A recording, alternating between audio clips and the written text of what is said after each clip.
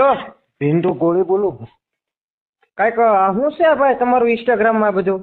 શું છે?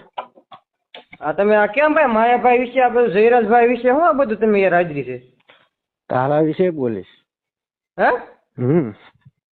કોની વિશે બોલે? શું હતું બોલો ને. અરે તું આ હું આ બધા વિડીયા કેમ ત્યાં હું ચાલુ કર્યું છે એમ કહો તને?